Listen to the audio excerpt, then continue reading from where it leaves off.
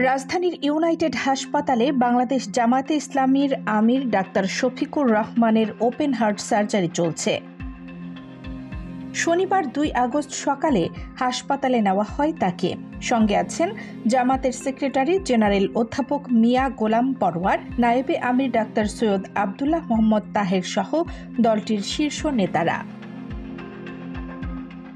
এর আগে গত 19 জুলাই রাজধানীর সোহরাওয়ার্দী উদ্যানে অনুষ্ঠিত জামাতের জাতীয় সমাবেশে প্রধান অতিথির বক্তব্য দেওয়ার সময় হঠাৎ অসুস্থ হয়ে পড়েন জামাত আমির ডাক্তার শফিকুর রহমান। পরে তাকে তাৎক্ষণিকভাবে একটি স্থানীয় বেসরকারি হাসপাতালে ভর্তি করা হয়। চিকিৎসকরা সেদিনের প্রাথমিক পরীক্ষায় বড় কোনো জটিলতা পাননি, তবে ধারণা করেছিলেন তিনি ডিহাইড্রেশনে ভুগছেন।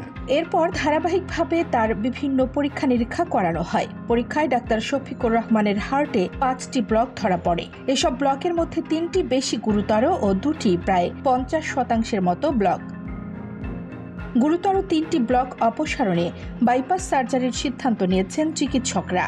এর আগে ডাক্তার শফিকুর রহমানের চিকিৎসায় গঠিত মেডিকেল বোর্ড তাকে বিদেশে চিকিৎসার পরামর্শ দিয়েছিলেন, তবে তিনি দেশের বাইরে চিকিৎসা না নিয়ে দেশেই চিকিৎসা নিতে এককভাবে সিদ্ধান্ত নেন। দেশের চিকিৎসায় সাধারণ মানুষের আস্থা ফেরাতেই এমন সিদ্ধান্ত নিয়েছেন বলেও জানান তিনি। কানিজ ফাতেমা নিপা, খবর সংযোগ।